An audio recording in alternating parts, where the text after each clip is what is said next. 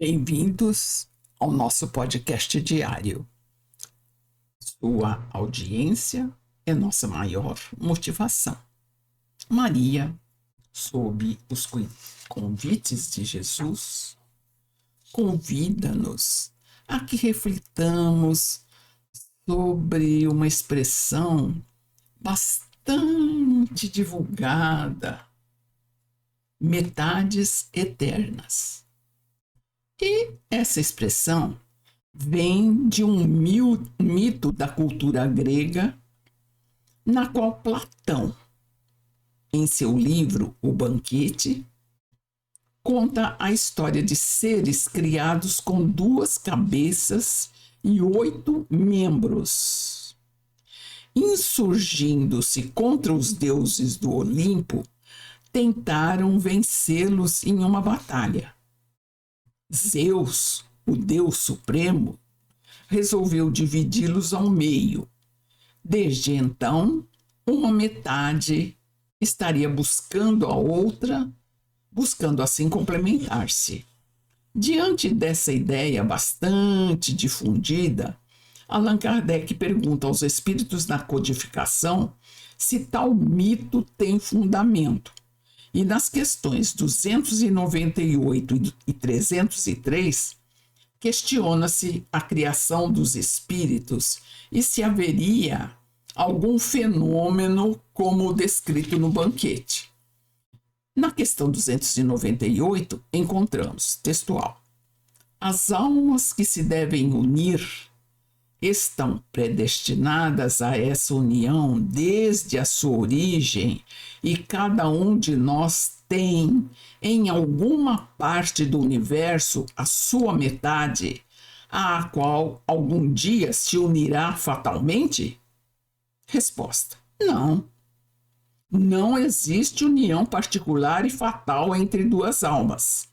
A união existe entre espíritos, mas em graus diferentes, segundo a ordem que ocupam, a perfeição que adquirem. Quanto mais perfeitos, tanto mais unidos. Da discórdia nascem todos os males humanos. Da concórdia resulta a felicidade completa. Fecha aspas. Então a expressão levaria a que se entendesse, em termos de metades eternas, que almas foram criadas duplas ou simples. Deveriam um dia se reunir para formarem esse todo. Não existe isso. Nenhuma alma é destinada a unir-se a este ou aquele para completar-se.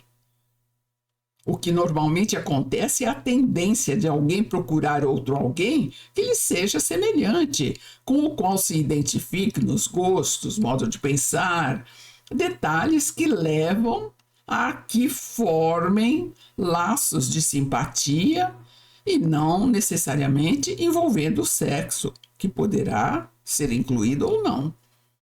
Então, os espíritas precisam ter discernimento para entender que um espírito não foi criado jamais para completar ninguém. Metades eternas é, portanto, uma expressão corriqueira, vulgar, querendo representar uma união intensa entre 2 espíritos. É preciso entender que a encarnados ou desencarnados não procede a ideia de que 2 espíritos se procurarão para, nessa complementação, permanecerem juntos por toda a eternidade.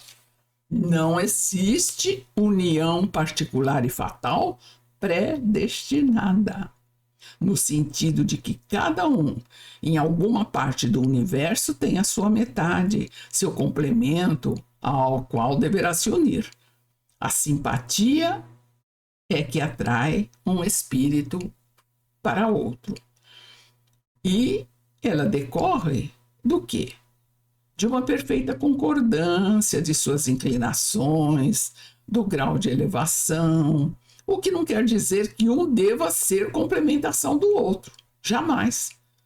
Se assim fosse, não haveria individualidade. Metades eternas, desse modo, se refere a espíritos simpáticos, não querendo isso dizer que são fadados a se encontrarem e a permanecerem juntos.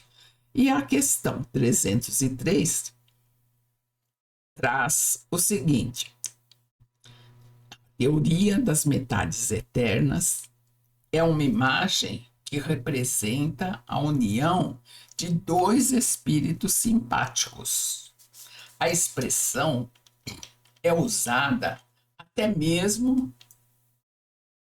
na linguagem vulgar e que não deve ser tomada ao pé da letra.